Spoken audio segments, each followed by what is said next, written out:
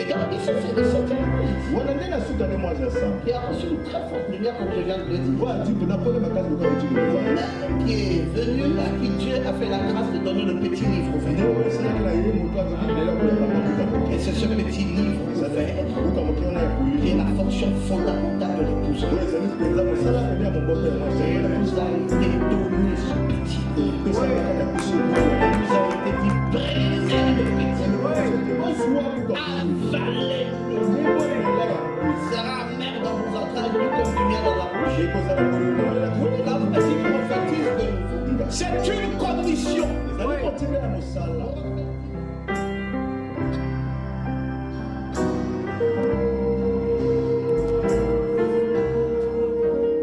Que Dieu vous bénisse. Que Dieu vous bénisse. Je vous salue tous dans le nom du Seigneur Jésus-Christ.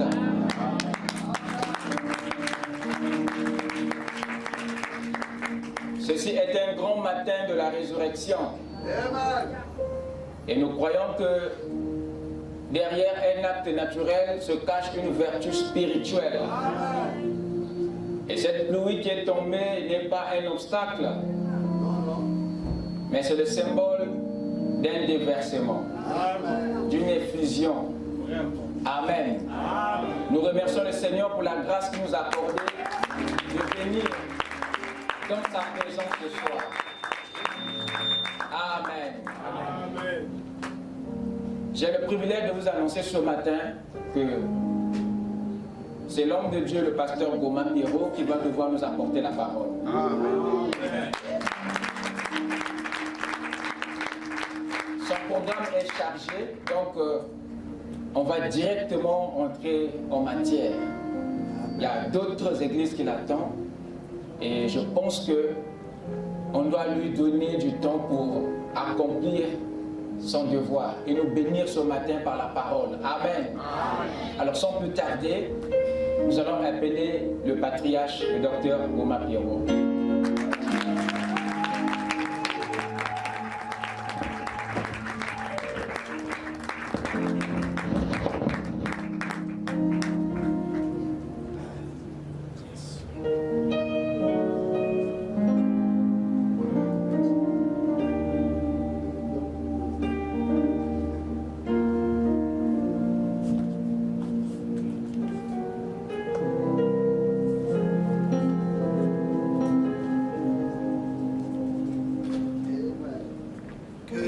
Seigneur vous bénisse tous. Amen. Que le Seigneur vous comble de ses riches bénédictions. J'aimerais qu'on acclame le Seigneur.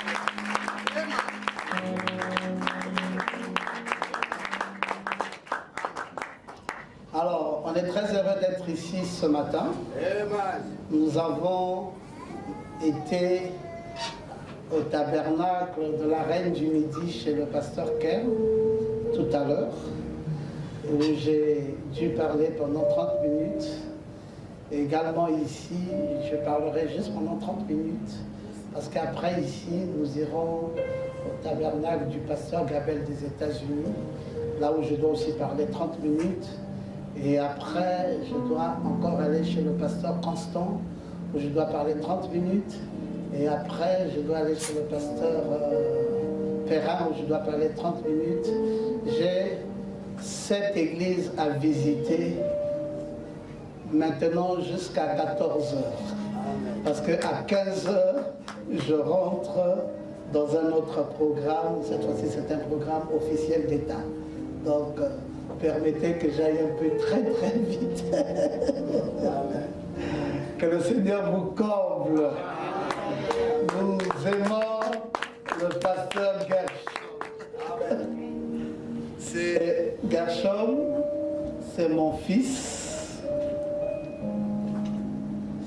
Et comme d'aucuns disent, je suis l'ami du docteur Lys.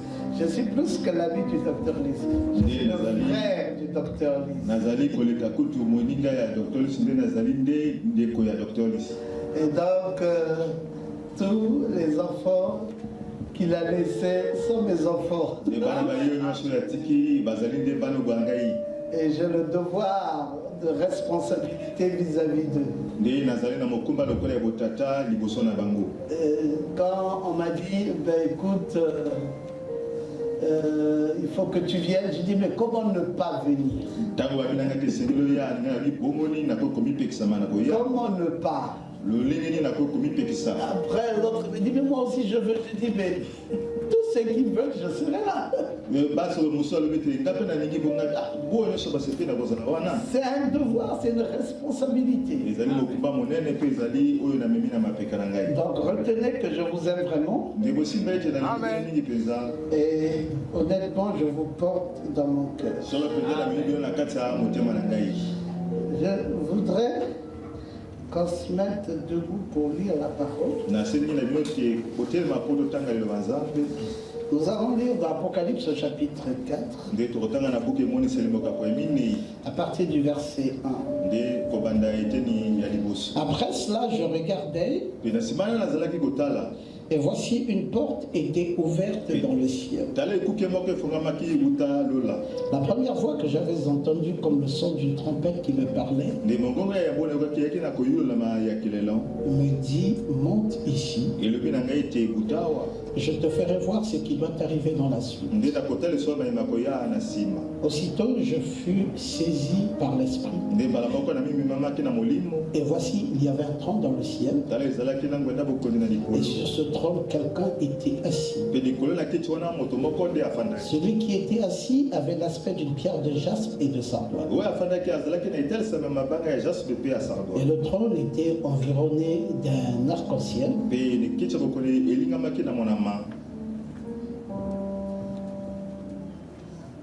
Environné d'un arc-en-ciel semblable à de l'émeraude. Autour du trône, je vis 24 trônes. Et sur ces trônes, 24 vieillards assis, revêtus de vêtements blancs. Et sur leur tête, des couronnes d'or. Du trône sortent des éclairs, des voix, des coups de tonnerre. Et devant le trône brûlent 7 lampes ardentes, qui sont les 7 esprits de Dieu. Il y a encore devant le trône comme une mer de verre,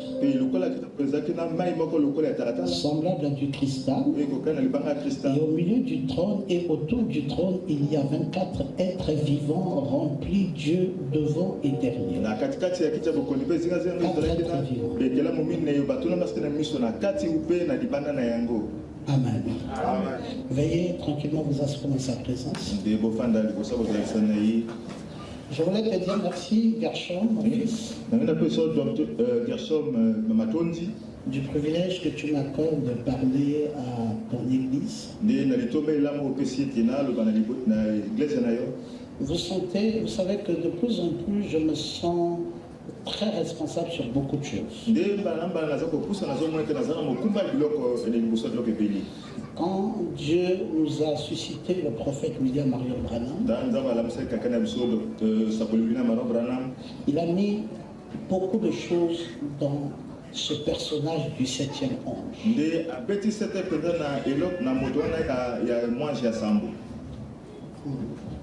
Il a mis beaucoup de choses en lui.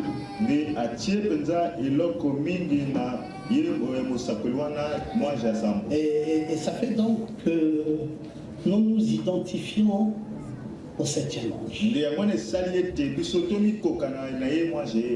En Apocalypse chapitre 10, nous allons remarquer qu'il se passe des choses extraordinaires là-bas. Tous nous le savons quand nous voyons un ange puissant qui est descendu enveloppé d'une nuée.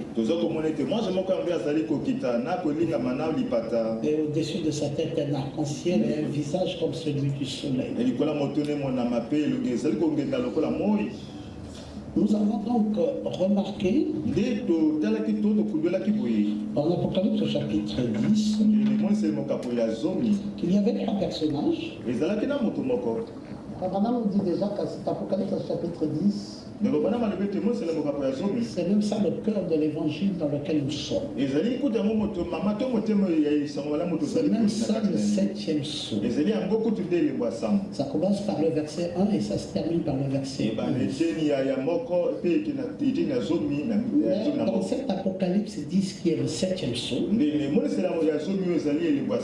il y a 3 personnages distincts là-bas. Il y a un premier personnage qu'on appelle l'ange puissant. Et un deuxième personnage qu'on appelle le 7e ange. Et un troisième personnage qu'on appelle l'épouse. Voici là où nous nous trouvons présentement. Cet ange puissant, qui n'est autre que le Seigneur Jésus-Christ, il y a beaucoup de choses en lui. Il avait un visage comme celui du soleil, des pieds comme des colonnes de feu. Il avait un arc-en-ciel au-dessus de lui. Il était environné d'une nuée. Tout ça, on a vu dans cet ange puissant. Le soleil, les colonnes de feu, la nuée, l'arc-en-ciel. Et c'est ce qui le caractérisait. Et c'est ce qui a fait sa puissance et sa force. Et cet ange puissant s'est déversé dans ce 7e ange, qui était comme une gerbe agitée, parce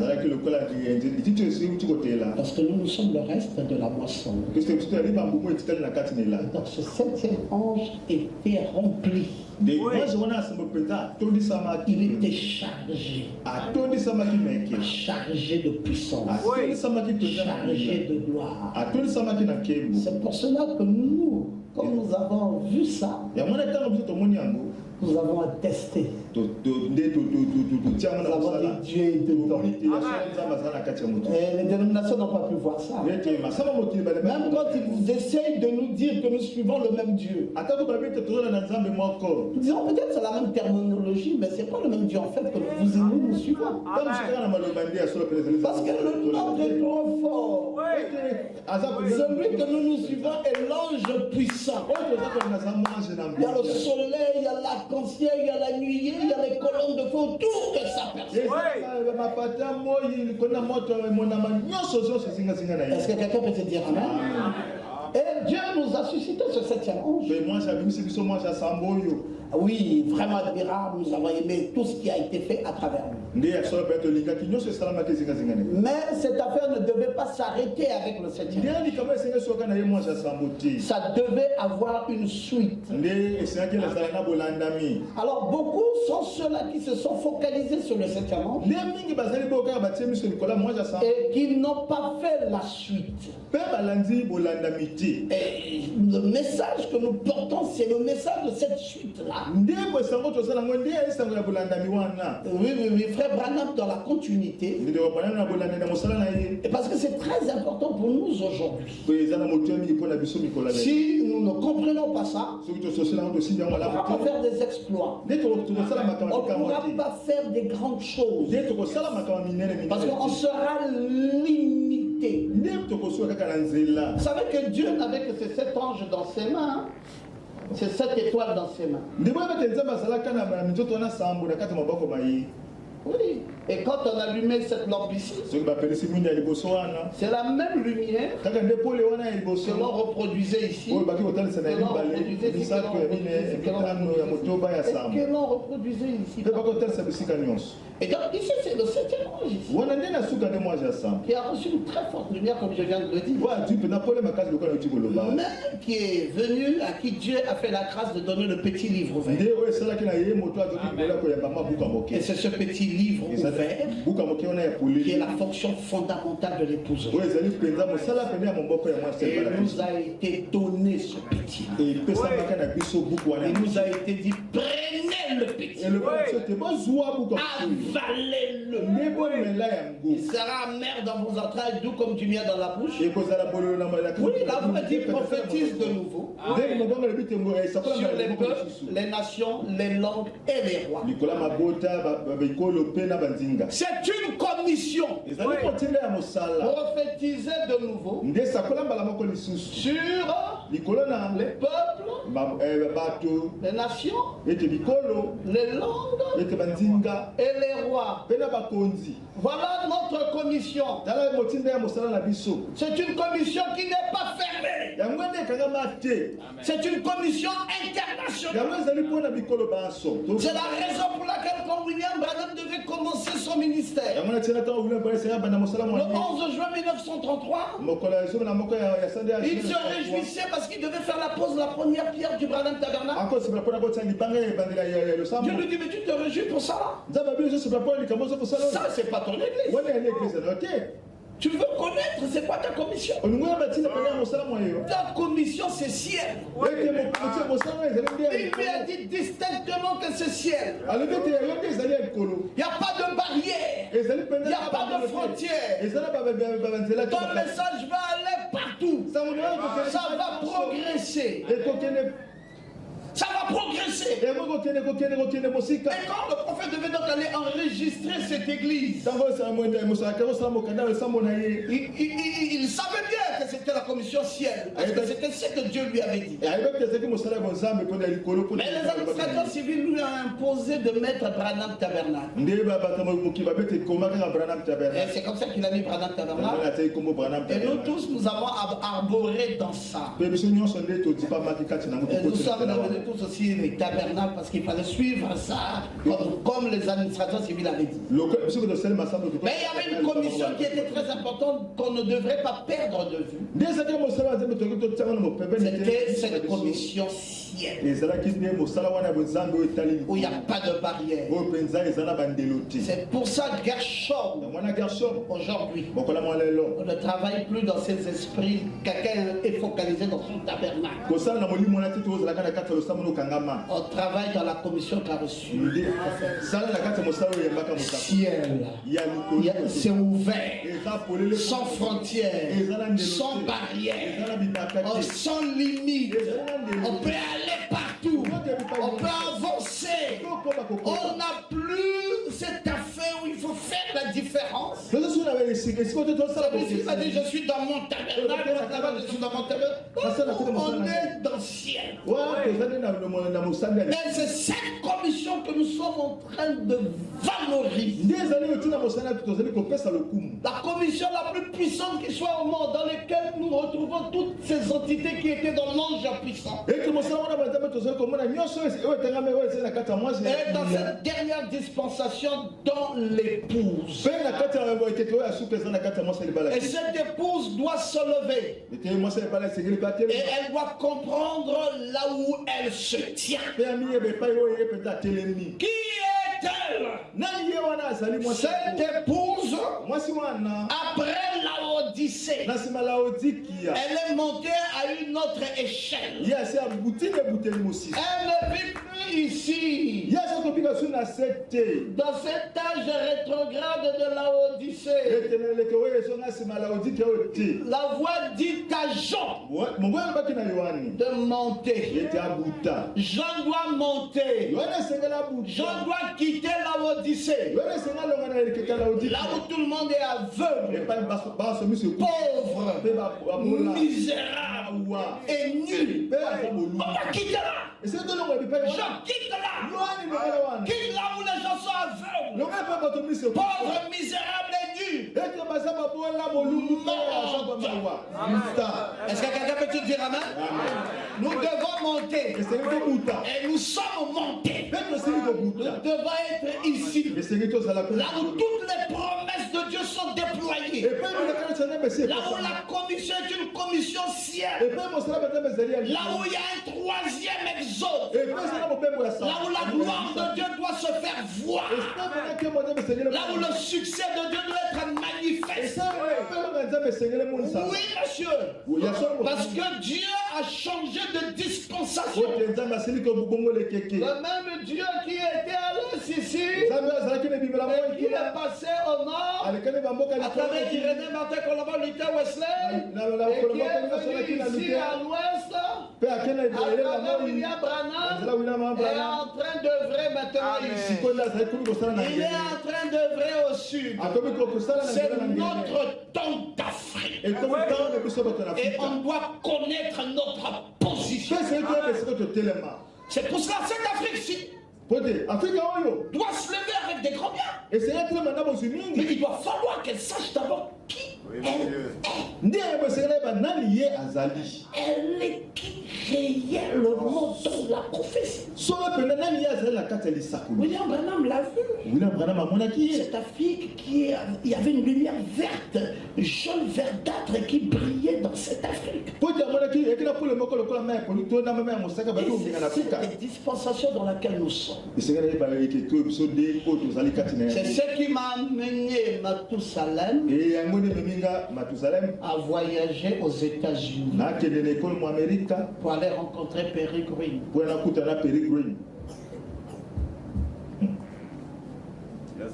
C'est ça. Parce que mes frères, Dieu est identifié par ses caractéristiques. Qui a lavé les pieds avec frère Branham en dernière position? Perry Green. Qui a donné à William Branham la communion pour la dernière fois? À qui Branham a donné la communion pour la dernière fois? Qui Branham a appelé pasteur pour la dernière fois? Qui, quand Branham fait l'accident, vient dans la salle de soins intensifs en urgence à Amarillo?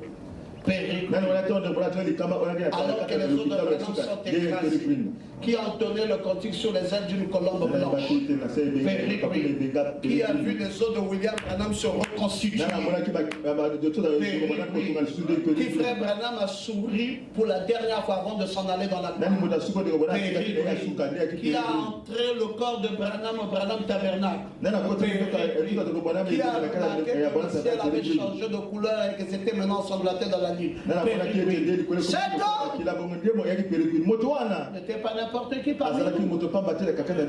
Si Branham est Élie, il devait avoir un manteau. Et s'il devait donner un manteau, c'est au moment de son départ. Élie ne donne pas le manteau pendant qu'il est encore là. C'est quand il doit partir qu'il laisse tomber le manteau. Et quand il doit ramasser son manteau, c'est une onction, c'est une autorité, c'est une force, c'est une puissance. Et quand nous avons remarqué ça, on a dit attention, il y a un signal rouge. Bientôt l'histoire va s'éteindre. Il ne faut pas que ce Perry Green la meure et qu'il meure avec la chose qu'on lui a lâchée. Ça doit venir en Afrique.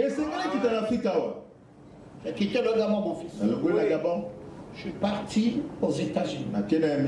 Je suis arrivé à Tucson un samedi. Je dis, je suis venu juste un voyage spécial parce que je dois rencontrer le pasteur Perry. Tu ne peux pas le rencontrer. Ça fait 8 mois qu'il est malade. Il est à la maison. Tu ne peux pas le rencontrer. Ce n'est pas possible. Je dis, ah bon? Donc je voyageais pour rien. Je dis, non, je verrai Perry Green. La particulière me dit que je suis désolé. Il n'y a pas une annonce qui m'a été faite m'annonçant que Perry Green sera là demain dimanche. Parce que ça fait 8 mois à l'église ici, on ne le voit pas. J'ai dit, mais il ne vit pas ici, il vit ici, mais les médecins ont interdit à quiconque de lui rendre visite parce que c'est un repos forcé à cause de son état de santé. J'ai dit, vous ne partez pas là-bas, impossible, cher frère. Je lui ai dit, mais demain il sera là. Parce que je suis là. J'ai dit, ah, Ah bien. Monsieur, vous racontez quoi là? Et que mon père les On vous dit oui, moi. Le va pas Même commencer. s'il devait venir demain, quand vous quand même appeler, m'informer, je suis sa secrétaire particulière. Je n'ai pas eu d'annonce sur ça. Et tu n'attends pas être là. Le dimanche matin, je suis monté sur le balcon et j'étais en train de prier au fond de la salle. Quand tout d'un coup, je sens un mouvement dans la salle. Et on dit qui est là? Périgouille.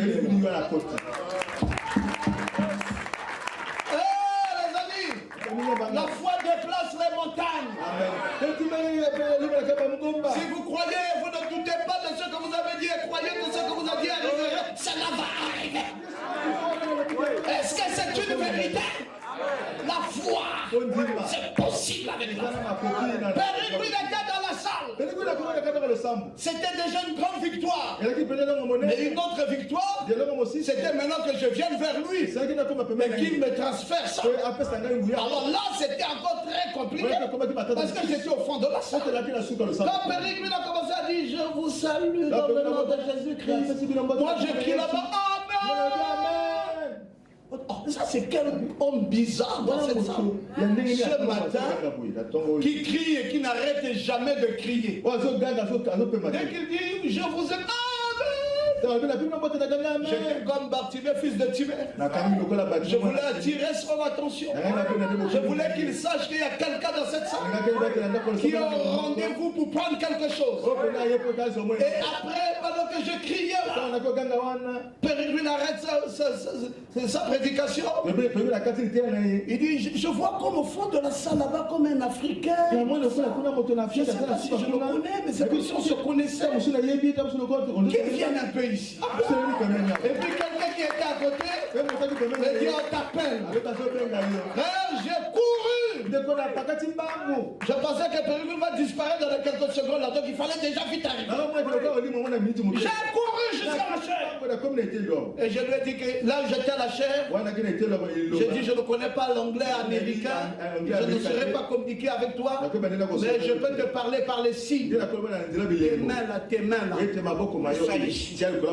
Je suis là pour ça. Je suis venu du Gabon d'Afrique pour prendre cette option. Je ne m'amuse pas avec ça. Monsieur, tu me donnes ça d'abord avant de partir dans la voie. Je prends et même si tu pars, c'est des gens en Afrique. Et mes frères, un service d'ordination a été fait ce matin. Il a prononcé des paroles. Il a dit ce que le grand prophète de cet âge avait déposé sur ma personne. Je transfère ce jeune homme africain qui a traversé comme la reine du Midi, traversé les mers, traversé les forêts, traversé jusqu'à arriver aux États-Unis. Il est venu prendre quelque chose. Qu'il prenne cette chose. À partir de ces instants, je savais que je n'étais plus la même personne. Et c'est là, Gershom, que j'ai commencé à faire le tour du monde. Les hommes d'affaires ont commencé à me donner donc des choses, tu ne sais pas d'où ça vient.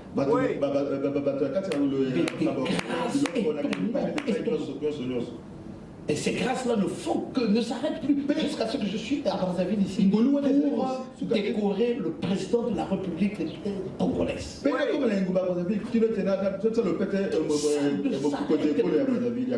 Ça ne s'arrête plus. Mon monde est devenu le monde des présidents, le monde des puissants hommes d'affaires, des hommes les plus riches du monde, des ministres. Hier, j'étais en communication avec 2 ministres de la République du Congo ici. Et c'est comme ça désormais que je vis. Ne jouez pas avec l'onction. Jouez avec tout, sauf avec l'onction. Vous pouvez lire vos brochures du matin au soir, étudier les brochures, les connaître, les répéter les doctrines. Il y a quelque autre chose. Il vous faut avoir cette onction-là. Quand Élisée a eu ça, il a pris le manteau, il a dit où est le Dieu de Élie? Et il a frappé et les eaux se sont ouvertes. C'est passé à ça. Élisée a payé le prix pour en arriver jusque-là. Il est parti de Gilgal. Il est arrivé à Bethel. Il est arrivé à Jéricho. Il est arrivé au Jourdain. Tout ça a été des carrefours de passage.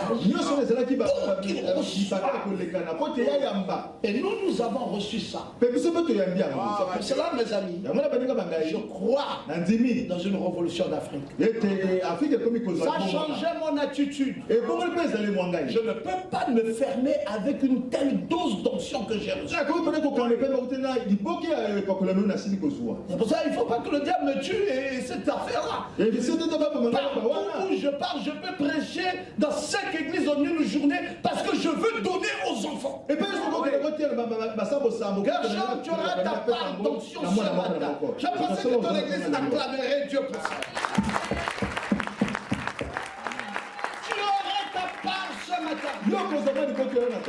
Je suis ici pour ça, mon fils. Même en 15-30 minutes, je dois te voir. Oui, oui, c'est un mandat divin. Avec ça, on voit les effets de cela. Ça vous amène à régner. Ça vous donne la domination. Ça vous donne la puissance. Ça vous donne les forces. Il n'y a plus rien qui se met au-dessus de vous. Vous êtes revêtus. Vous savez, là par exemple, je crois tout à l'heure cet après-midi ici, je vais peut-être passer colonel-major. L'année prochaine, je suis général. Je ne sais pas, mais comme la foi m'amène toujours à dire les choses, je le proclame. Oui. Je crois ça. Ayez la foi.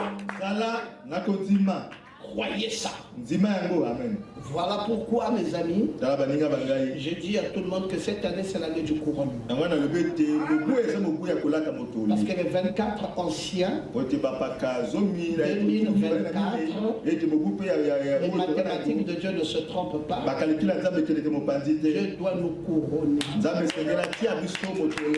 Et pour couronner qui? Il va couronner ceux-là qui ont vu la porte du ciel s'ouvrir.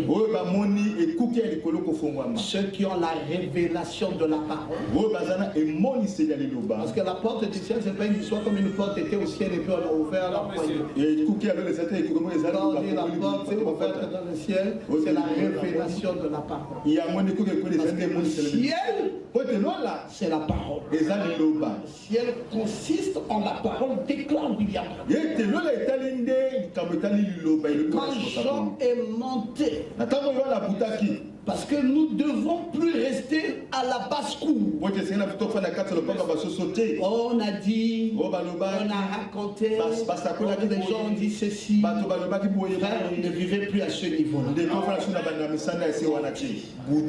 Ça ne vous ressemble plus. On ne peut plus être là, on a dit ceci, on a fait cela. Et tel avait dit, et tel avait fait, tout ça, que Gershom, que le tabernacle du nouveau sacerdoce. On ne peut pas vivre avec les intentions comme ça. Nous avons besoin de précieuses choses. Et Jean est monté. Et Jean a vu le trône. Et quelqu'un était assis dessus. La personne n'était pas debout. La personne n'était pas endormie. La personne n'était pas à genoux. Mais la personne là était assise. Je pensais que tu pouvais dire amen. Parce qu'il y a 4 positions naturellement que quelqu'un peut avoir. Vous savez, quand vous êtes couché, êtes en train de montrer que vous êtes fatigué, ou vous êtes malade, ou vous êtes mort. Mais la personne n'était pas couchée. Quand vous êtes à genoux, c'est comme si vous êtes vaincu. C'est comme si vous êtes impuissant. Allez, mets-toi à genoux ici. On te dit, allez, mets-toi à genoux. La personne n'avait pas cette position. Oui. Et la position debout peut aussi montrer que vous êtes fort, prêt à marcher. Mais cette personne avait une position assise. Parce qu'après avoir remporté la victoire, vous devez dominer et régner. On doit vous inviter à vous asseoir. Et cette personne qui est assise a l'aspect d'une pierre de jaspe et d'une pierre de sardoine. Donc cette personne a une couleur jaune verdâtre. La couleur même de la colonne de feu. La couleur même qui brille ici en Afrique. Donc c'est pas anodin quand on nous dit qu'il a l'aspect d'une pierre de jaspe et de sardoine. On veut nous donner la réflexion des couleurs qu'a ce personnage qui est assis dans nos cœurs. Et la réflexion de cette couleur, c'est une couleur émeraude, jaune verdâtre. Et cette couleur qui présentement ne brûle pas en Europe ni en Amérique. Et cette couleur ne brille qu'en Afrique. C'est pour cela que c'est notre assise. Je voulais te dire que tu dois régner cette année. Tu dois dominer cette année. Et il n'y a pas assez de démons en enfer pour t'arrêter. Parce que tu es dans la volonté parfaite de Dieu. Sois comblé de bénédictions dans le monde. J'ai terminé avec vous. Gershom, tu peux venir.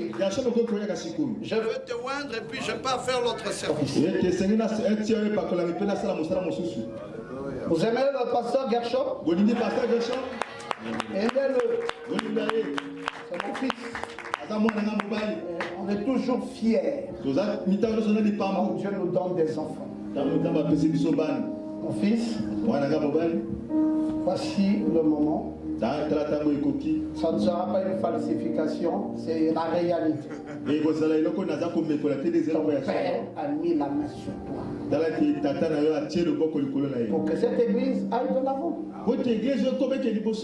et que la gloire de Dieu brille. Tu dois prendre tout Brazzaville. Et c'est possible. C'est possible.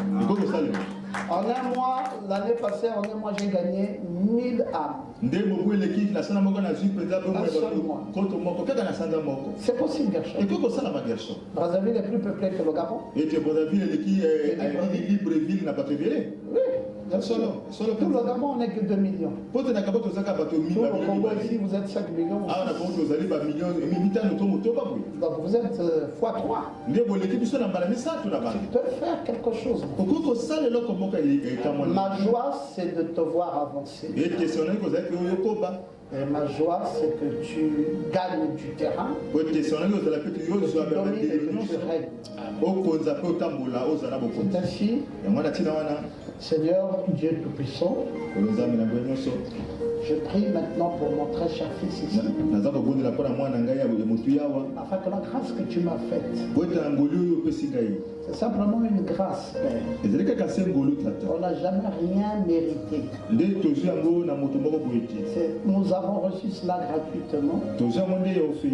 Et nous avons le devoir d'en donner gratuitement. Bénis très richement mon fils Cachon. Et cette onction divine éloigne sa vie, éloigne son ministère, et qu'il aille de l'avant en faisant des prouesses pour toi, alors que j'ai prié sincèrement qu'il ne manque de rien, qu'il ait de l'argent, tout ce qu'il lui faut, l'onction, la révélation, l'inspiration, afin de bien faire le boulot. Qu'il en soit ainsi, Père, dans le nom parfait de Jésus. Amen. Amen.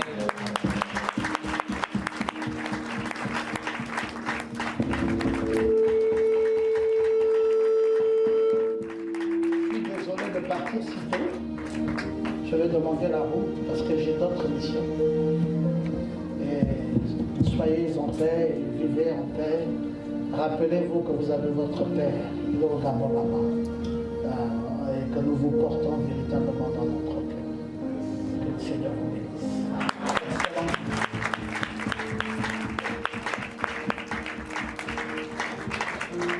Acclamons très fort.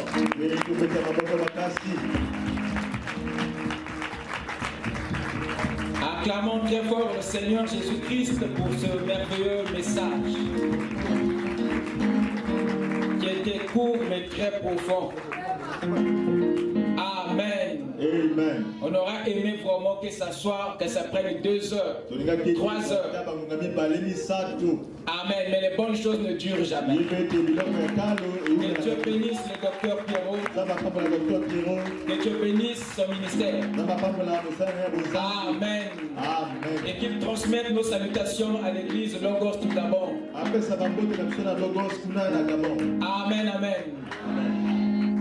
Frère Shadrach.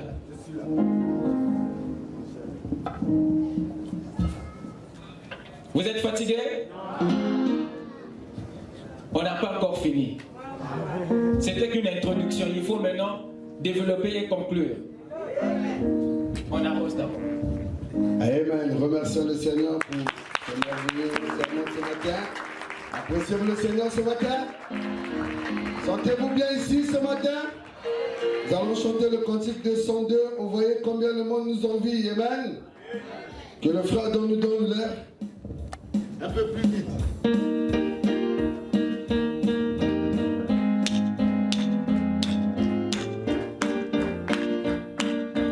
Suivez le battement des mains.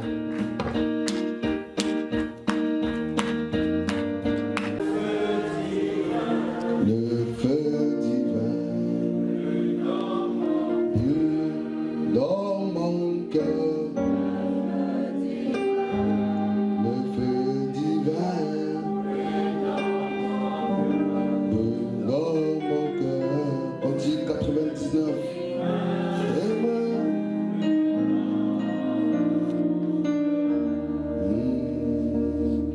J'aime Jésus de tout mon cœur. J'aime Jésus de tout mon cœur. J'aime Jésus de tout mon cœur.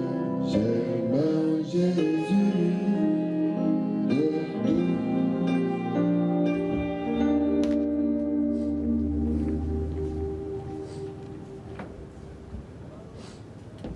Que le Seigneur vous bénisse richement.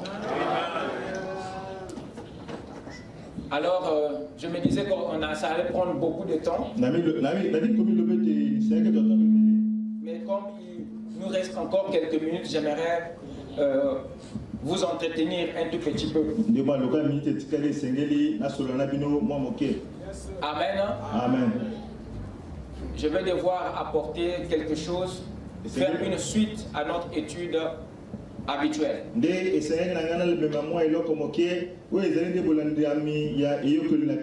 Sans plus tarder, nous allons nous lever pour lire une écriture.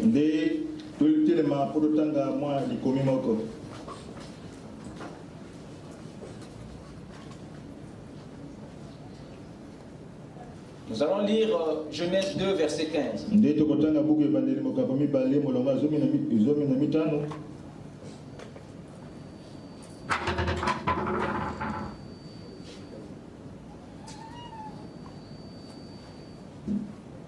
Genèse 2, 15.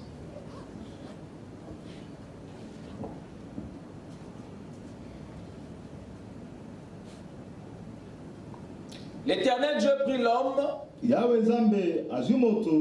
le plaça dans le jardin d'Éden pour le cultiver et pour le garder. Prions le Seigneur. Dieu Tout-Puissant, merci infiniment de nous avoir réunis ce matin.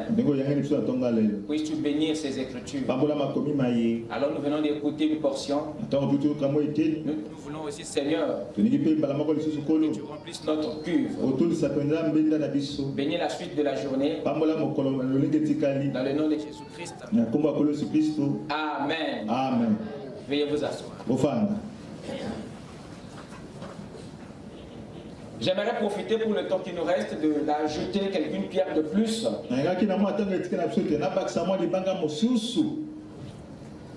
sur notre étude habituelle.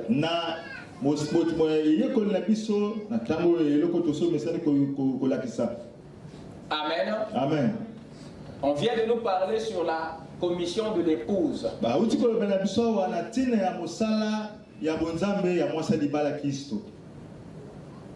Et cette épouse que nous sommes, à vrai dire, nous sommes une partie de Christ, notre époux.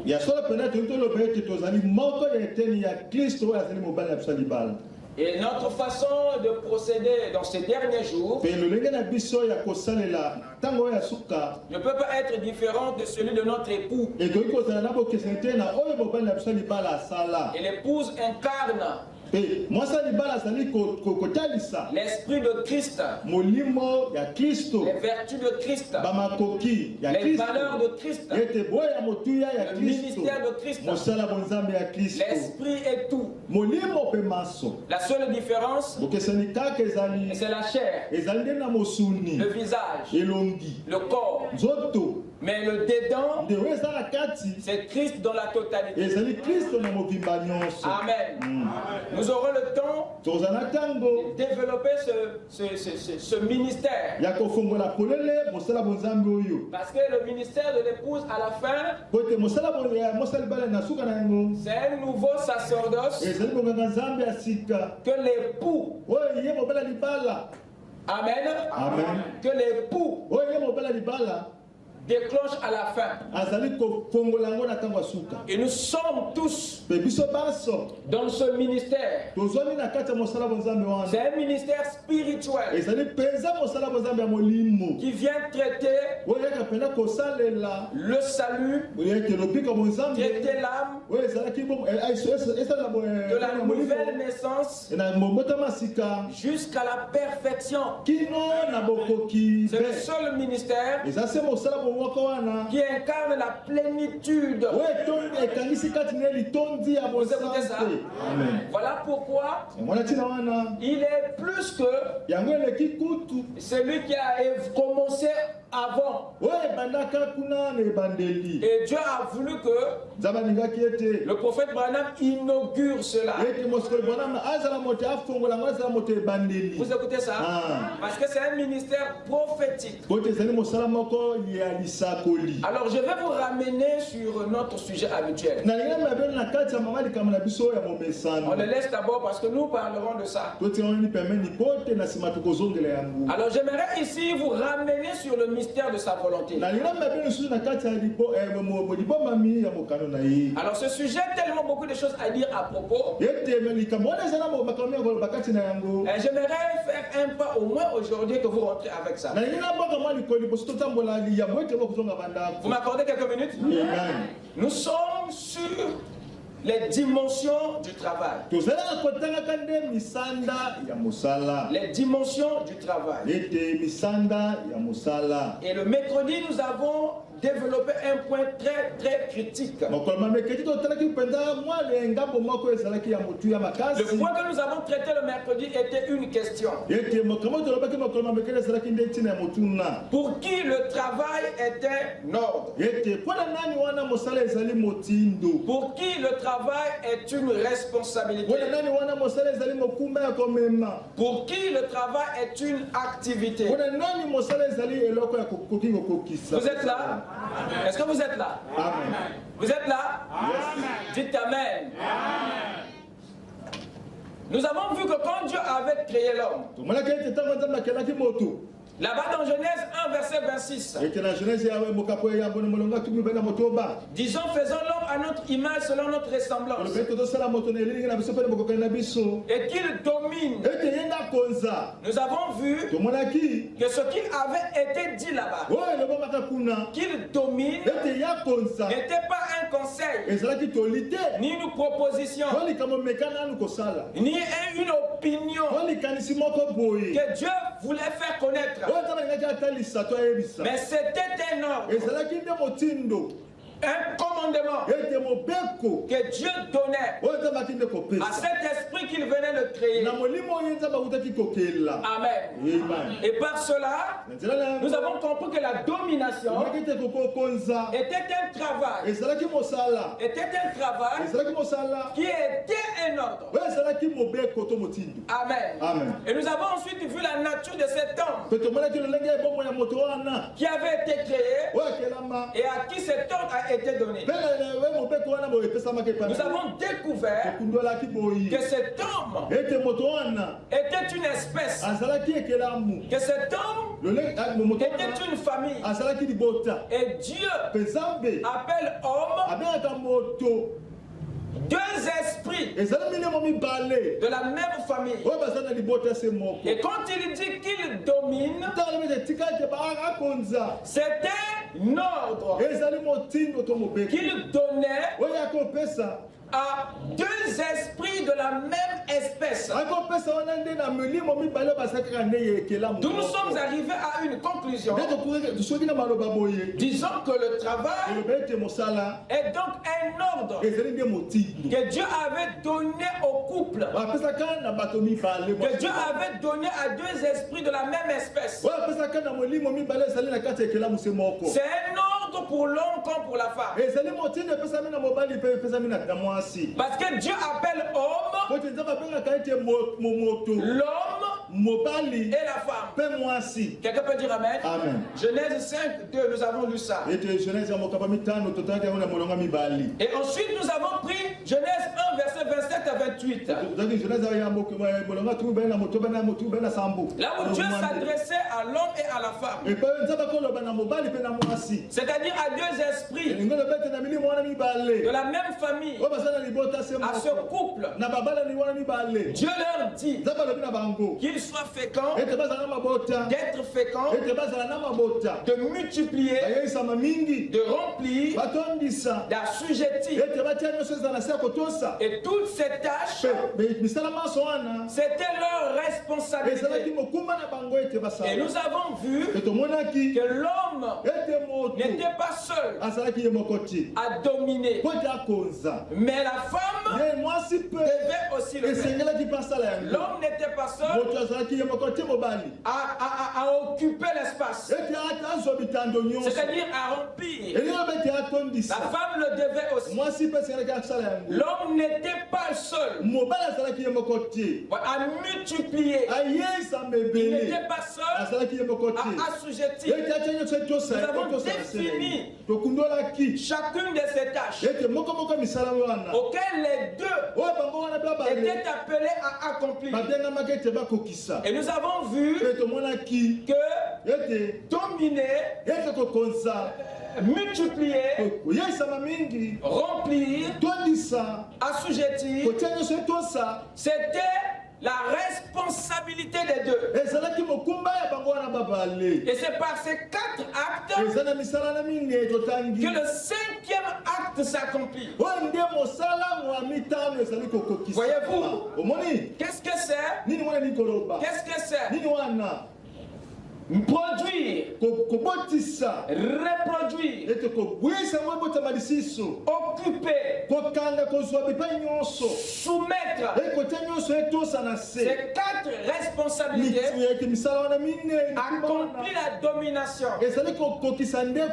Ce groupe ne pouvait pas dominer sans être fécond. Parce que la domination commence par le premier acte qui est la production. Ensuite, ça passe par la reproduction. Il leur a été dit d'être fécond, c'est-à-dire d'être créatif, d'être productif. Ensuite, il leur a été dit de multiplier, pas de se multiplier, mais de multiplier. Mais de multiplier, c'est-à-dire de dupliquer, de reproduire. Reproduire quoi? Ce qui a été produit. Ce qu'il produit, c'est ce qu'ils doivent reproduire. Maintenant, lorsqu'il produit et ensuite il reproduit, remarquez qu'ils vont vers quelque chose. Alors ça, c'est le processus de la domination. Toute domination part de la production et vers l'assujettissement. Il leur demande de produire, deuxièmement, de dupliquer, de multiplier, et troisièmement, de remplir, c'est-à-dire d'occuper, d'étendre. Vous écoutez ça? D'occuper l'espace. Donc Dieu ne veut pas que cette espèce accuse et accepte des vides. Dieu voulait que les vides soient occupés. Et c'était leur boulot d'occuper l'espace, de remplir la terre. Et quatrièmement, il leur dit d'assujettir. Qu'est-ce que ça veut dire? Soumettre. Soumettre aux lois. Maintenir à la place. Garder les choses à leur place. C'est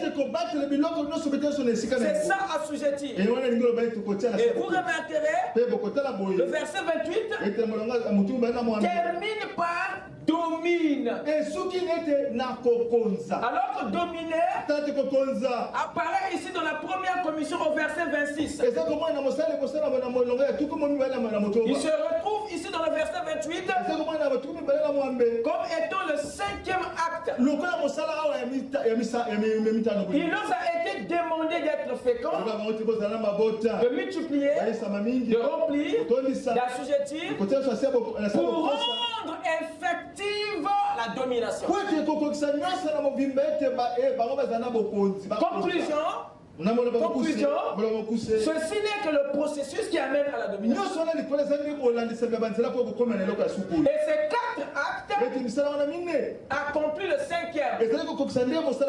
Or, chaque acte qui leur a été demandé d'accomplir était un travail, était une responsabilité. Donc ce n'était plus à Dieu de créer, c'était plus à Dieu de produire, c'était maintenant leur responsabilité.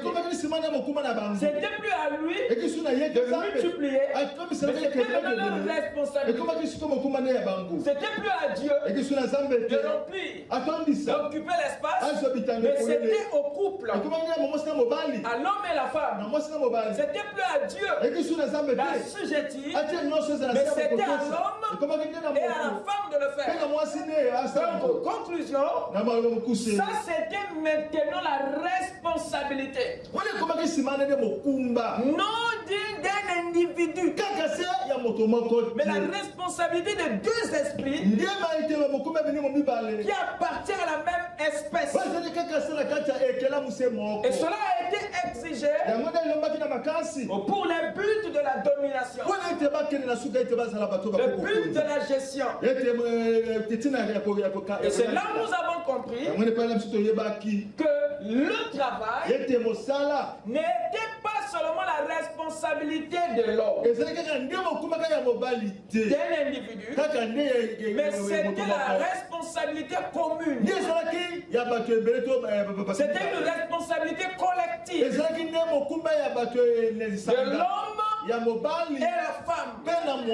Est-ce que c'est clair? Amen. Les Écritures le démontrent. Alors je vais prendre un point pour essayer encore d'éclaircir ça. Et je vous laisserai partir pour que le mercredi j'avance.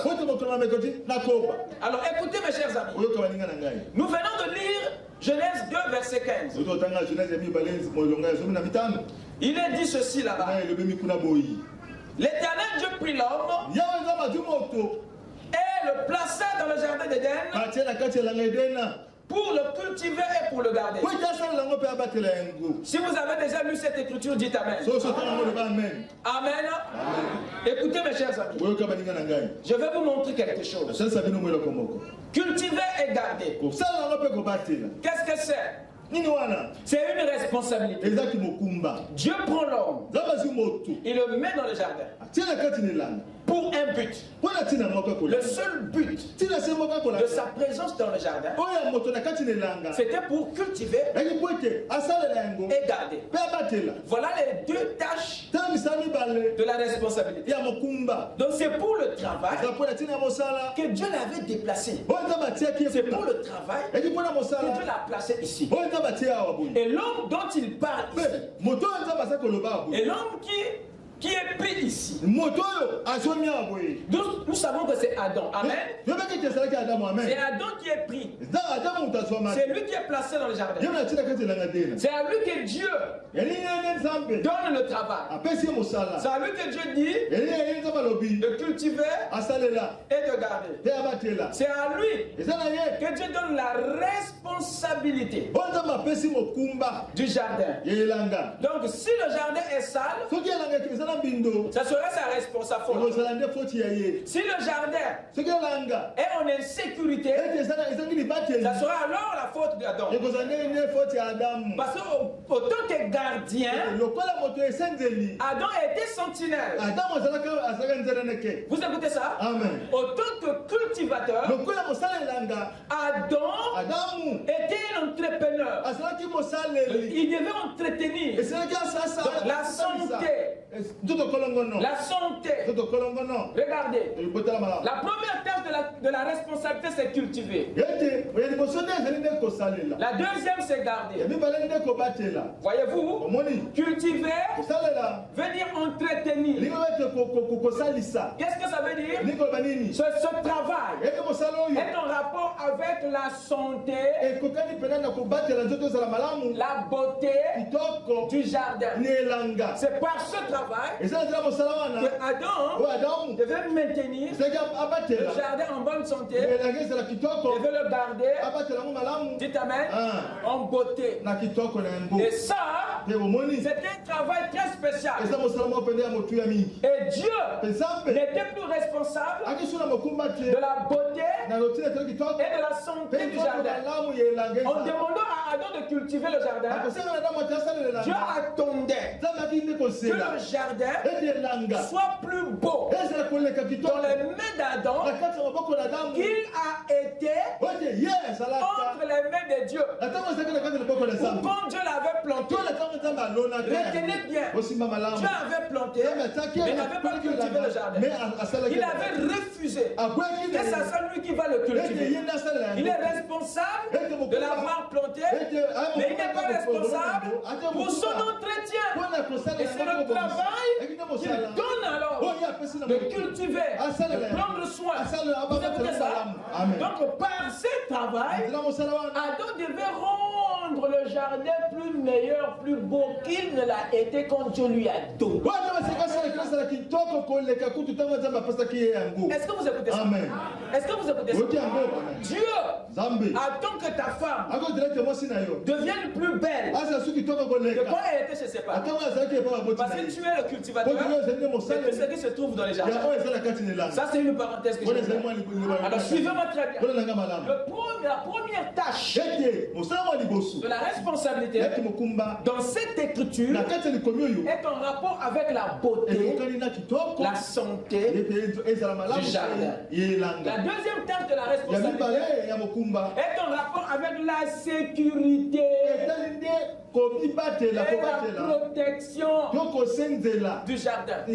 En disant à Adam de garder, Dieu voyait déjà une menace. Parce que ce qui est beau peut toutefois attirer la convoitise de quelque chose. Donc Dieu par ceci attirait l'attention d'Adam. Parce qu'on ne garde que, on ne protège que ce qui est, vous écoutez ça? Menacé. Mais Adam n'a pas compris qu'en lui demandant de veiller, ça veut dire qu'il y avait quelqu'un quelque part qui ciblait ça. Dieu l'a pas développé. Il a compté sur son discernement. Il dit garde. Mais contre qui? Adam devait garder. Contre quoi? Il allait protéger le jardin. Il y avait une menace. Il planait quelque part. Donc Adam n'avait pas la maîtrise.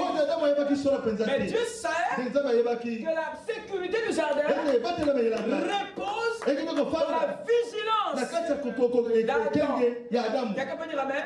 C'est un travail, c'est une responsabilité. Donc vous voyez que si le jardin devient sale ou exposé, ce n'est pas à Dieu qu'il faut poser les questions. Voilà pourquoi quand la chute est arrivée, Dieu est descendu, il a fouillé les responsables. Qu'est-ce qui s'est passé? Dites amen. Parce que c'était leur responsabilité. Maintenant remarquez, c'est à Adam que Dieu a parlé. Nous avons l'impression, la bonne impression, que c'est à lui que la responsabilité de cultiver et de garder a été confiée. Et c'est vrai. Parce que quand il disait ça, quand il donnait ça, Ève n'était pas encore là. Quelqu'un me suit? Est-ce que quelqu'un me suit? Maintenant remarquez, il y a une chose que Adam ne savait pas. Lorsque Dieu lui confiait cette responsabilité, cultiver et garder était une responsabilité qu'Adam ne pouvait pas assumer seul.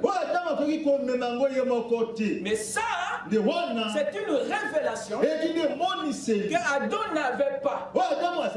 Lorsque ceci lui fit confiance, s'il y a une chose que Adam ne savait pas, c'est ceci. Que celui-ci, cette responsabilité, il ne pouvait pas l'assumer à cause de la grandeur, de la dimension de cette responsabilité. Et le jour où Dieu a complété une parole au sujet de cette affaire, c'est là où Adam a compris que cette mission, ce travail, il ne pouvait pas le faire seul. Dieu dit au verset 18 de Genèse 2 qu'il n'est pas bon que l'homme soit seul. Au verset 15, il lui a dit de cultiver et de garder. C'est à lui seul qui le dit. Mais au verset 18, Dieu complète. Il dit il n'est pas bon que tu sois seul. Écoutez, je lui ferai quoi? Je lui ferai une aide. Je lui ferai une aide semblable à lui. Vous écoutez ça? Amen. Est-ce que vous écoutez ça? Amen. À Ève, la femme, Il est dit ici qu'elle était une aide. Elle était aussi quoi? Une semblable. Elle n'est pas seulement une aide, mais c'est une aide qui ressemble à la personne dont elle vient aider. Alors écoutez mes chers amis, Ève est créée pour aider. Qui? Adam. À faire quoi? Soyez sincères. Aider Adam. À faire quoi?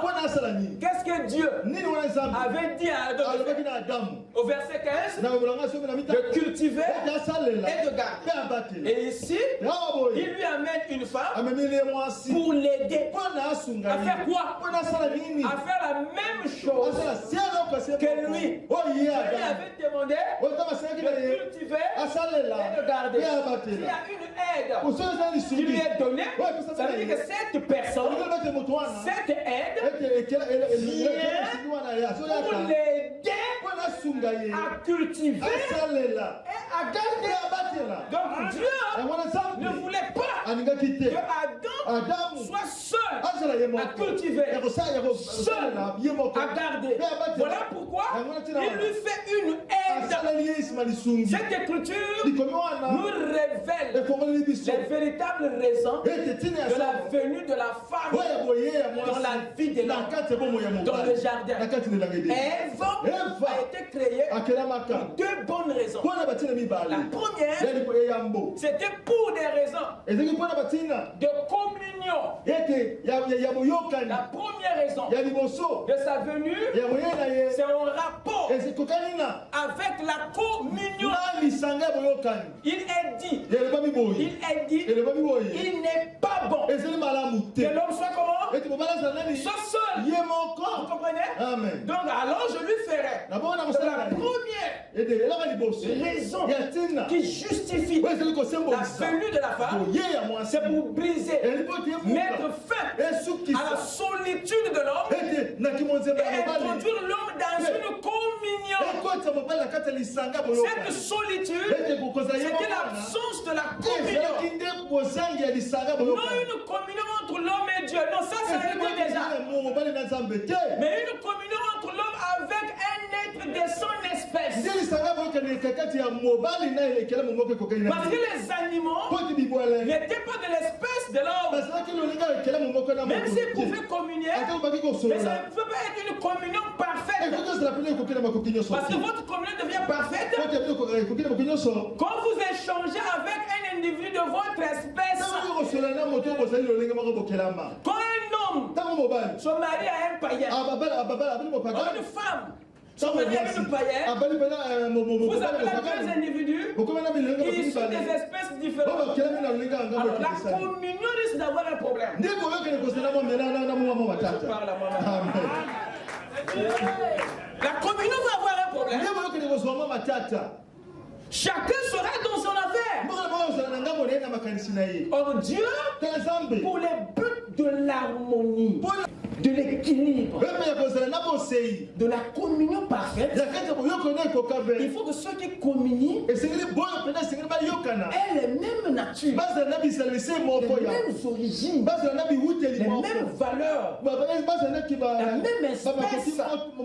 Voilà pourquoi il a veillé. Dites Amen. Amen. Que celui qui viendra communier avec Adam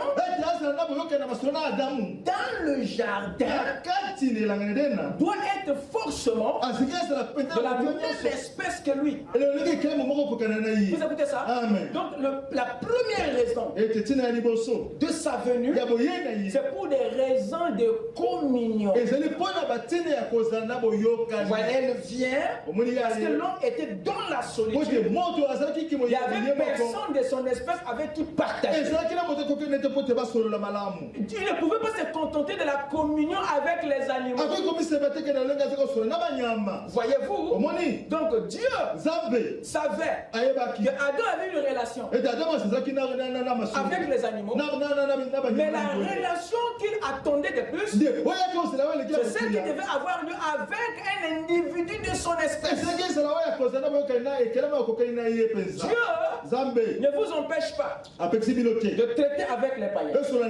Parce que dans cette relation, c'est ça qui permettait de les gagner au Seigneur.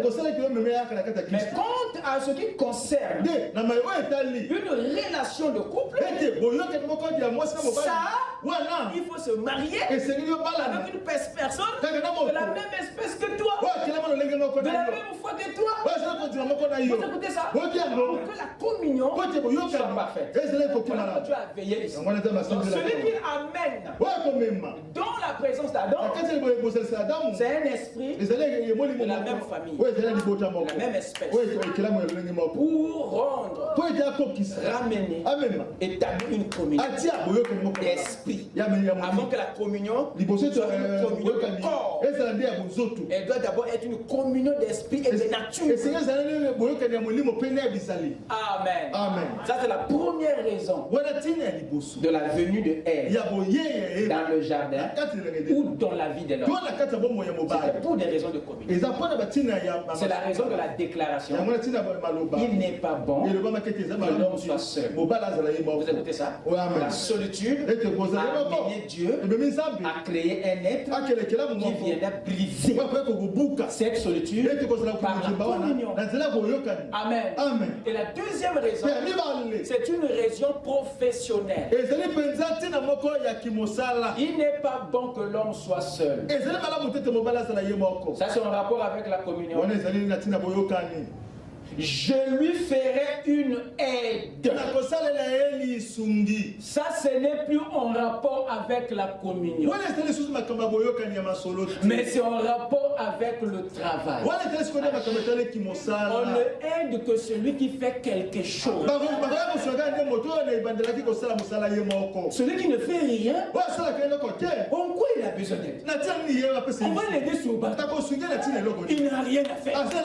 On va l'aider sur le bateau. Donc Dieu a suscité le secours parce qu'Adam avait quelque chose à faire. Il avait un jardin à cultiver. Il avait un jardin à protéger. C'est celui qui avait un travail. Il mérite une aide.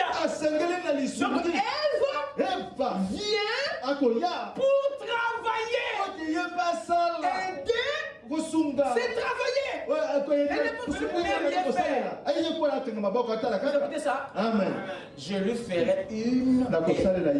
Là, c'est en rapport avec le travail que Dieu avait confié à l'homme. Conclusion, Ève a été suscitée pour des raisons sociales, la communion, et deuxièmement, pour des raisons professionnelles, le travail. Elle est là pour deux choses. Exact. Vous écoutez ça? Amen. Conclusion, cultiver et garder, c'était une tâche que l'homme devait faire avec une autre personne. Parce que cette commission était énorme. Et Adam ne pouvait pas. Mais il ne le savait pas. Et il a su que quand Dieu a amené la femme dans le jardin, et quand il se retourne, il dit, mais ça c'est qui? Mais il est venu quoi? Non, c'est pour t'aider. Dans ce que je t'ai demandé. Donc elle est là pourquoi? Elle est là pour le travail. Raison pour laquelle la femme est équipée. La femme est équipée d'une intelligence, d'une capacité pour t'aider à avancer dans le travail. Vous écoutez ça? Amen. Est-ce que vous écoutez ça? Amen. Donc Dieu lui a donné le potentiel pour effectuer le travail. Amen. Amen. Amen. Amen. Amen. Amen. Alléluia. Est-ce que vous me suivez? Est-ce que vous me suivez? Écoutez maintenant. Lorsque Dieu suscite la femme pour communier et travailler, donc nous comprenons que dans les raisons de sa venue et de son existence, il y a le travail.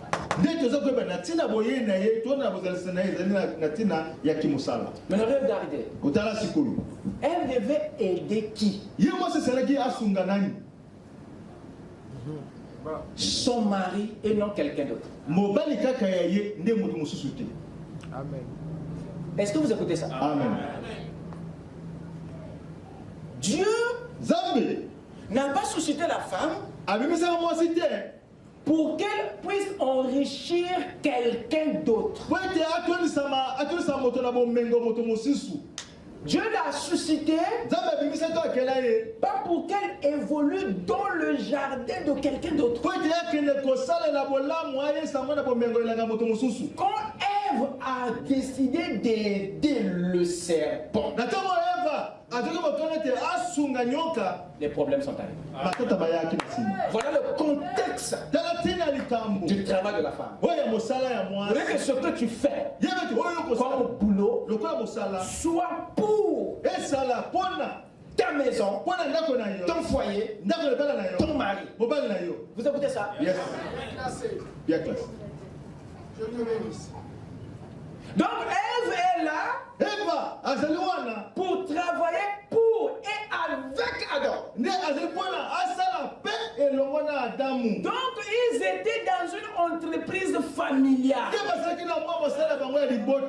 Mais Dieu n'est pas contre le travail de la femme, non. Frère n'est jamais contre le travail de la femme. Mais frère n'est contre le contexte dans lequel la femme travaille. La femme de Frère Branham travaillait dans une usine de fabrication de chemises. Vous le savez? Est-ce que vous le savez? La femme du prophète travaillait dans une usine de fabrication de chemises. Becky, sa fille, travaillait à l'hôpital. Vous ne savez pas ça? Amen. Non, parce que si une femme ne travaille pas, vous annulez le but même de son existence. Si tu veux pas qu'elle t'aide, elle va aider soi-même ou quelqu'un d'autre. Amen. Vous êtes avec moi? On va développer, hein? Je fais une entrée en la matière. Donc pour vous dire que le travail cultiver et garder, dominer, cultiver, garder n'était jamais des tâches d'un individu. Ça n'avait jamais été des responsabilités d'une seule personne. Mais c'était les responsabilités que Dieu avait données à deux individus. À son fils comme à sa fille. Et le contexte est bien clair en Éden. Donc ma soeur, d'abord pour commencer ce qu'on appelle le travail. Ce n'est pas ce que tu fais forcément à la fonction publique. L'homme a commis une grave bêtise. C'est de mal définir le travail. Nous avons présenté le travail comme étant ce que seul l'homme fait. Et ce que fait la femme, ce n'est pas le travail. Voilà pourquoi les femmes veulent maintenant faire ce que l'homme fait. Parce que c'est ça que vous appelez travail. Or, le travail n'est pas ce que je fais à la fonction biblique, mais c'est ce que je fais tous les jours pour arranger les conditions, pour aider ma famille, pour servir Dieu Dieu. Vous écoutez ça? Amen. Sinon, elles vont tous dire que non, les ménages, ce n'est pas un travail. Le travail, c'est prendre le sac, aller quelque part, revenir. Sinon, elle va dire que vendre les bissap, ce n'est pas un travail. Voilà les gens comme ça le fait. Voilà que la femme ne considère pas le commerce, le business, le ménage. Pour elle, ce n'est pas ça le travail. Parce que vous, les hommes, vous avez mal présenté le travail. Tout effort spirituel ou naturel qu'un individu fait pour changer les choses, arranger les choses, créer les choses, engendrer, ça s'appelle travail. Donc sur cette base, l'homme et la femme travaillent. Est-ce que c'est clair? Ou que je parle en patois? Je peux parler en français? Que Dieu vous bénisse. Amen.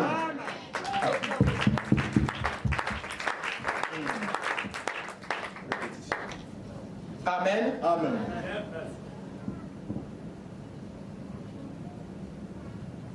Écoutez une citation ici.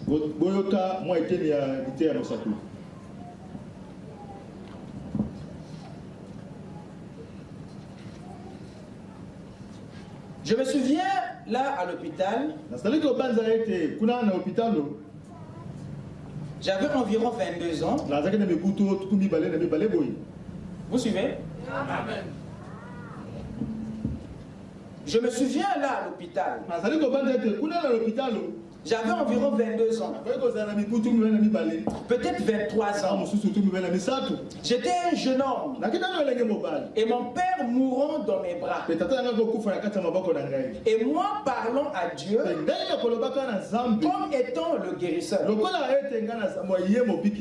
Et mon propre père, pris d'une crise cardiaque, a posé sa tête sur mon bras. Et moi qui priais pour lui, je l'ai vu tourner les yeux et me regarder. Il s'est affaissé et est parti rencontrer Dieu. Je l'ai pris et je l'ai enseveli à côté de mon frère. Les fleurs étaient encore fraîches sur sa tombe. Et moi qui prêchais un Dieu qui peut guérir les malades. Je travaillais pour les services publics pour 25 l'heure.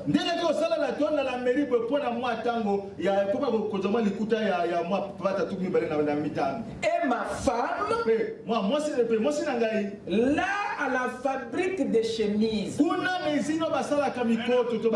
Écoutez, pour nous aider. À nouveau Ève. À nouveau Ève. À nouveau Ève. Dites Amen. Elle était suscitée pour faire quoi? Aider. Et le mot aider signifie travail.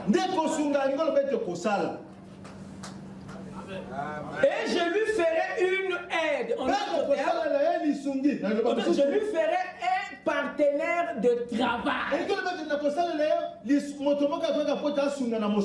Vous écoutez ça, un associé. Est-ce que c'est clair? Amen. Et ici, il dit, je travaillais pour le service public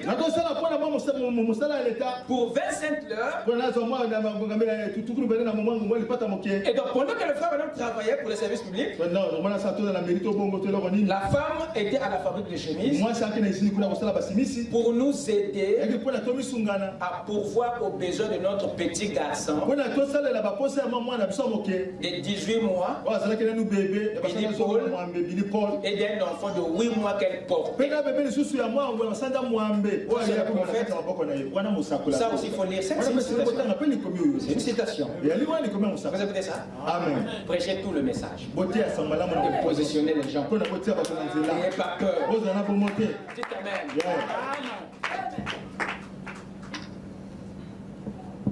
Alors, écoutez mes chers amis. C'est tout à fait normal qu'une femme mariée ait est l'accord de son mari pour aller travailler quelque part. Raison pour laquelle cette action doit être coordonnée. Et les objectifs doivent être bien définis. Parce que lorsque ça sort dans le cadre d'aider, lorsque ça se fait sans objectif, c'est là où c'est dangereux. Je parle pour les mariés. Maintenant, dire qu'elle ne doit rien faire, c'est pas la parole. Mais dire qu'elle doit faire quelque chose, c'est la parole. Parce qu'elle est suscitée pour travailler pour toi et avec toi. Le bien-être de la maison et du foyer. Qu'elle vende le bissard, c'est un travail. Qu'elle vende la boutique, c'est un travail. Qu'elle fasse les ménages, vous comprenez tout ce qu'elle fait dans sa maison. Et pour l'environnement, c'est un travail.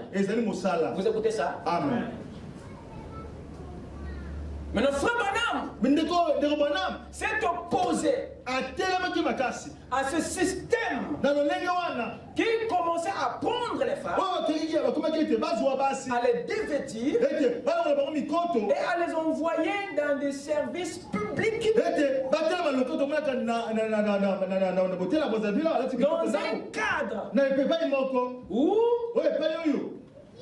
vous n'avez aucune maîtrise. Donc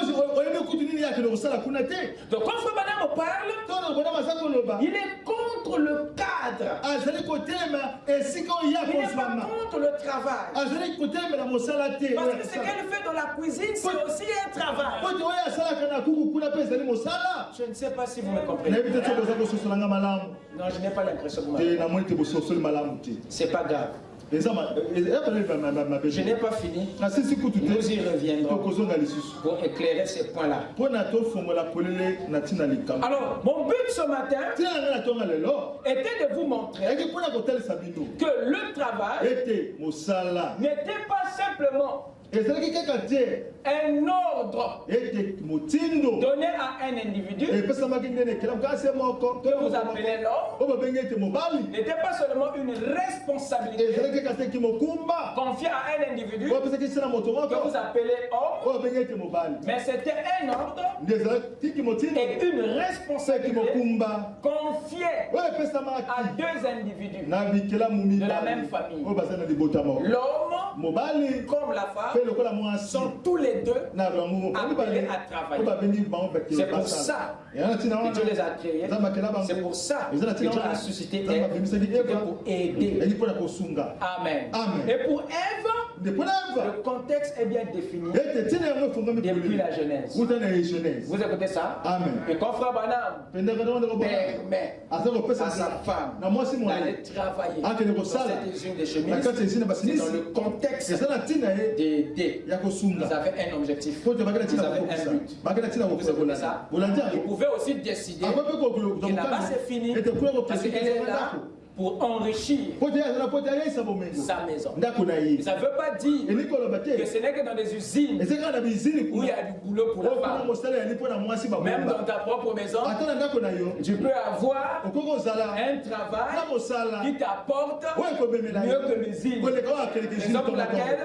Raison pour laquelle les business, les affaires, le commerce que les dames développent à partir de leur domaine, c'est aussi du travail.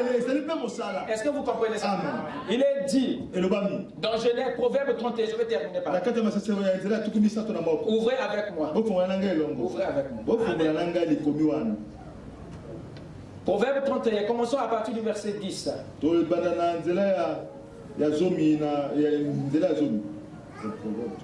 Proverbe 31.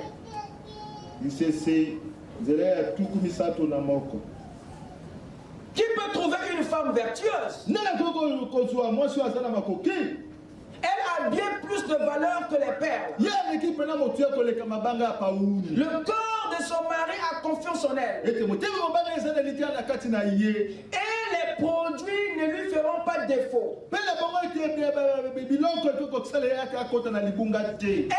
Elle lui fait du bien et non du mal. Tous les jours de sa vie. Elle se procure de la laine et du lin. Elle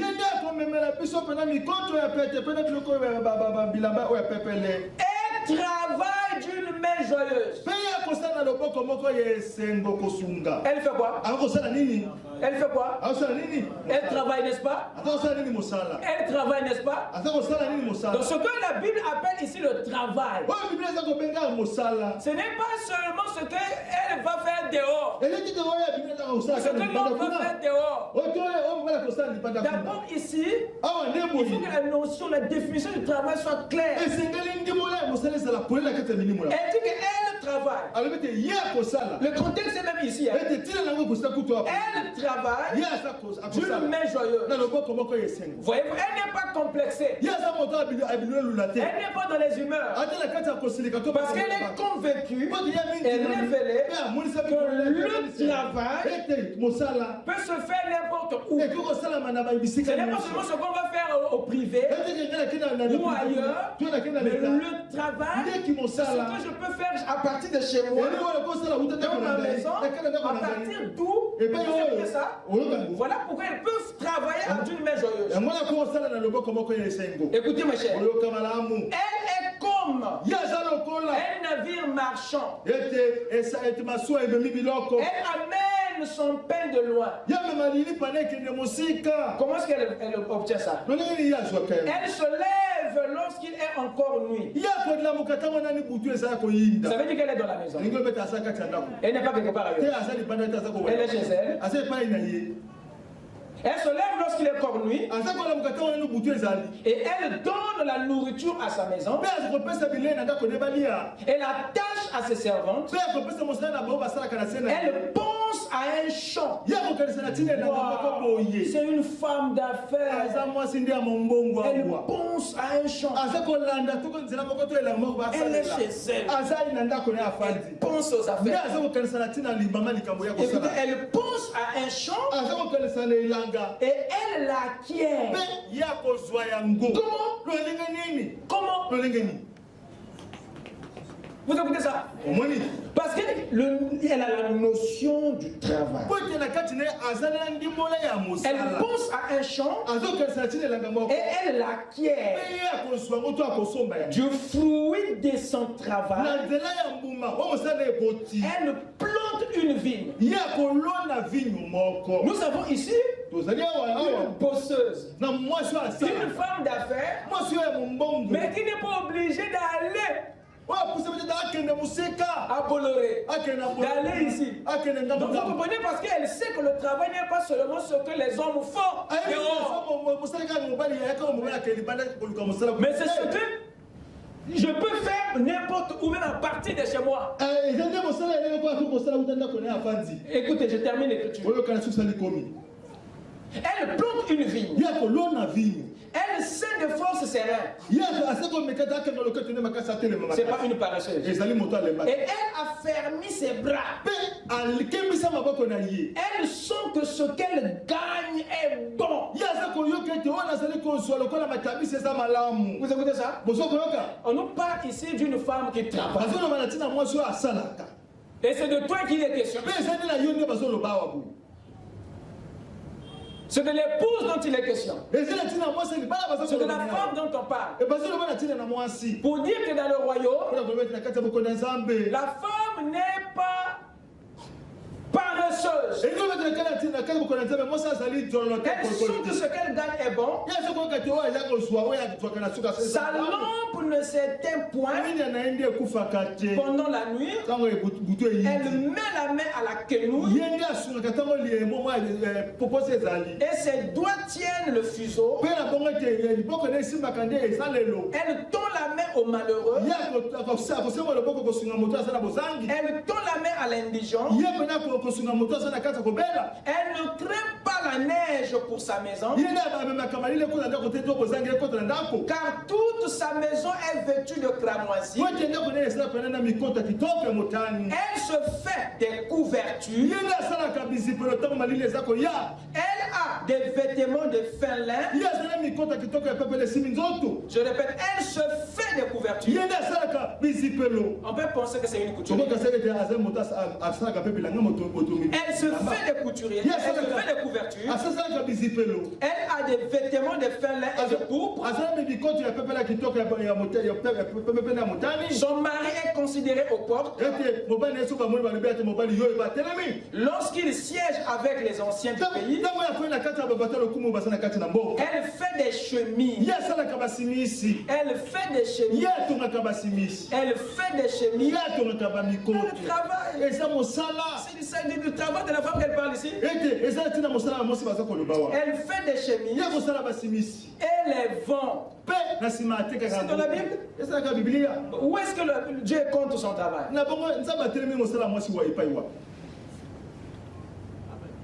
Vous voyez? Dire que la parole n'est pas contre le travail de la femme, mais la parole est contre le contexte dans lequel elle travaille. Ce qui nous a fait sortir des rangs, c'est parce qu'on a défini le travail comme étant ce que l'homme fait dehors ou ce que l'on fait dehors. Alors il n'y a plus rien qu'on fait dans la maison qui est pensée du travail. Cette façon de voir le travail, cette façon de voir les affaires, qui vous oblige de vous retrouver dans des milieux qui vous brouillent votre expérience. C'est parce que vous ne voyez pas que, à partir de votre position, vous pouvez faire ce que les autres font dehors et avoir un gagne-pain qui bénit ta maison. Et c'est dans ces contexte-là que cette écriture est en train de nous adresser. Elle fait des chemises. Où? Elle fait où? À partir de chez elle. Elle fait des chemises. Elle les vend. Et elle livre des ceintures aux marchands. C'est une soeur qui vend. On est d'accord? Est-ce que c'est pas le travail? Est-ce que c'est pas le travail? Bon, pourquoi ça tu penses que non tu ne travailles pas? On a commencé à dire diplôme, je ne travaille pas. Moi, je ne travaille pas parce que j'ai des diplômes ici, je vais les travailler. Mais pour les chemises! Mais c'est le business! C'est avec ton mari? Ou ton mari? Mais faut quelque chose! Mais c'est le travail! Oh. Mais à tes ménages, tu peux ajouter les bissap. Au ménage, tu peux ajouter la couture. Au ménage, tu peux vendre quelque chose. Tu t'amènes. Amen. Pour atteindre les objectifs. Non, moi c'est seulement à Bolloré. Moi aussi il faut. C'est ça. Voyez-vous, c'est ça en fait la maladie. On a une autre définition du travail. Voilà pourquoi toutes les femmes veulent rejoindre les hommes dans ce que les hommes font, parce qu'on leur a dit que le travail, ce n'est que ce que fait l'homme. Elles veulent maintenant laisser les ménages pour faire le travail. Le travail, ce n'est pas seulement ce que fait l'homme. Ce que fait la femme, c'est aussi le travail. Et tout travail autour de l'abondance. C'est ce que dit la Bible. Il suffit simplement que tu saches cette vérité et à partir de chez toi, tu peux avoir ce que les autres obtiennent mais en sortant. Mais toi en restant, tu t'amasses. Vous comprenez? Donc il y a un complexe qui a fait sortir les gens du contexte. Est-ce que vous écoutez ça? Je continue l'écriture. Lorsqu'il elle est revêtue de force, de gloire. Elle fait des chemises. Elle les vend. Et elle livre des ceintures aux marchands.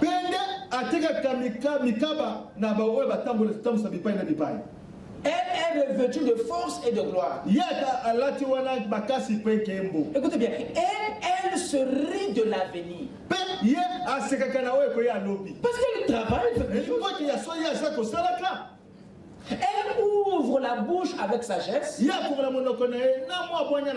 c'est même une fois qui parle. Elle réfléchit avant de parler. Parce qu'elle sait qu'elle n'est pas seule. Il y a des gens haineux qui la regardent. Et des instructions aimables sont sur sa langue. Est-ce que si les gens viennent auprès de toi, vas-tu leur donner des instructions? Il y a des femmes ici, quand elles parlent, il n'y a rien de la parole qui sort. Du début de la conversation jusqu'à la fin, aucune écriture, aucun bon conseil. Vous avez laissé les brochures et la Bible aux frères. Elles ne lisent pas la Bible, elles ne lisent pas les brochures. Vous avez des téléphones, des tablettes. Vous avez téléchargé le message de frère Bana. Vous avez du temps pour jouer au jeu. Mais vous n'avez pas de temps pour lire les brochures qui sont dans votre téléphone. C'est un jugement. Et quand quelqu'un vient te demander conseil, tu es vide. Voilà. Pas de bon conseil, pas des instructions aimables. Donc c'est comme si une païenne qui te parlait. Aucune profondeur. Sœur en Christ. 5 ans dans le message. Elle lit la Bible par accident. C'est quand elle a le mot de ventre. Elle commence à commencer à lire des versets. Et qu'on fait des choses des versets de foi.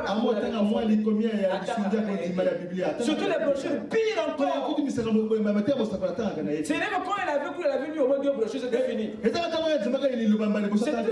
de voir la bouche d'une seule frère, Bana m'a dit. La Bible dit dans tes c'est difficile. C'est un problème. C'est dangereux.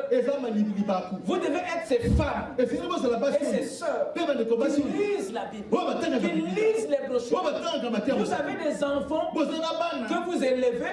Il faut que ce qui sortira de vous soit en rapport avec la parole. Des instructions aimables. C'est-à-dire quand tu es rempli, tu peux bien instruire. Vous venez voir le pasteur parce que le pasteur est rempli. Des instructions aimables. Il fait le travail. Mais vous aussi, vous l'aide. Pour les gens de votre quartier, pour quelqu'un qui est impacté par ta sanctification. Il va se dire, ne fais pas ceci, ne fais pas ça. Certainement, elle peut avoir quelque chose. Et quand elle vient pour demander conseil, elle se rend compte que malgré que tu ne mets pas les pantalons, malgré que tu ne bois pas, il n'y a rien de divin qui sort. Alors elle est perdue. Il est confondu. Amen. Amen.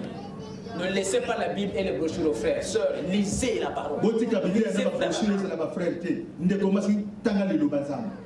C'est quand vous êtes rempli de cette sagesse que vous pouvez maintenant voir le diable, même quand il vient dans le premier saut. Tu le vois parce que tu as un dépôt.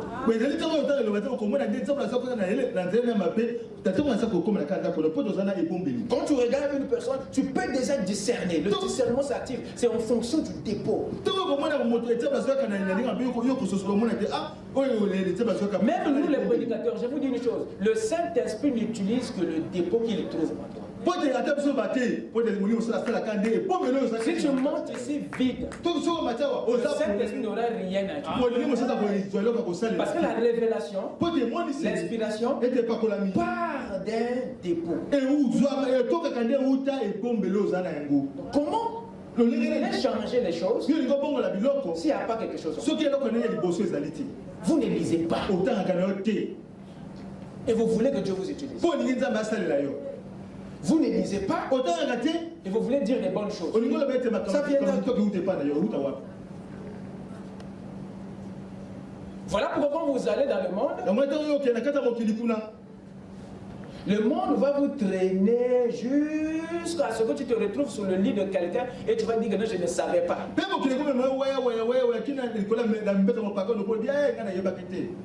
Parce que tu n'es pas en connexion avec la chose qui peut te mettre en alerte. L'alerte est là, mais tu n'arrives pas à bien le discerner. Parce que le dépôt est peu. Vous, les sœurs. Je ne m'adresse pas à toi, mais à celui qui est derrière toi.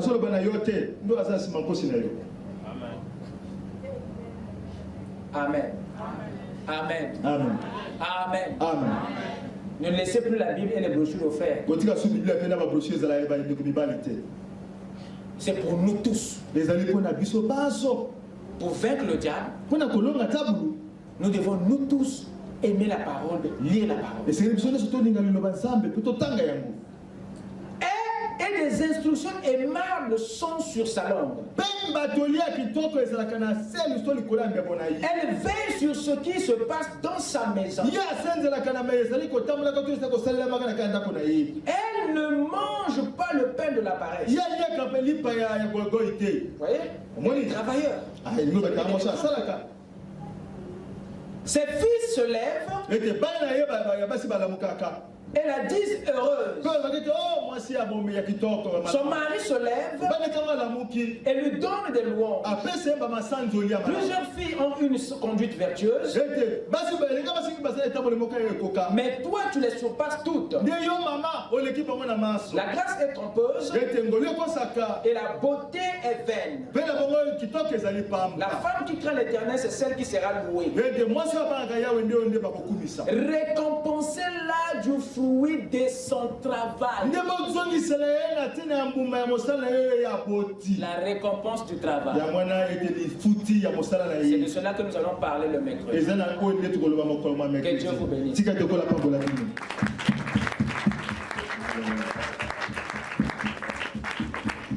Amen. Amen. Amen. Amen. Lèvons-nous. Totez les mains.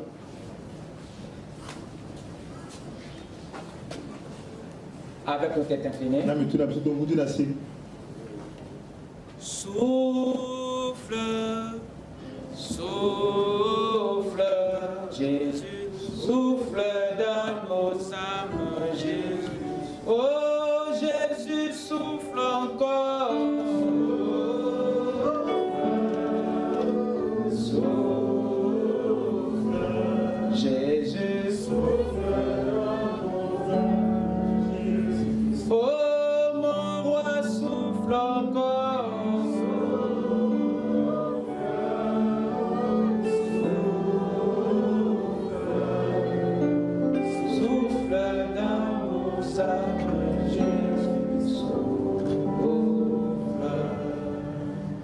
Apportant la victoire dans la vie de l'épouse, apportant la guérison dans la vie de mes sœurs. Jésus souffle encore.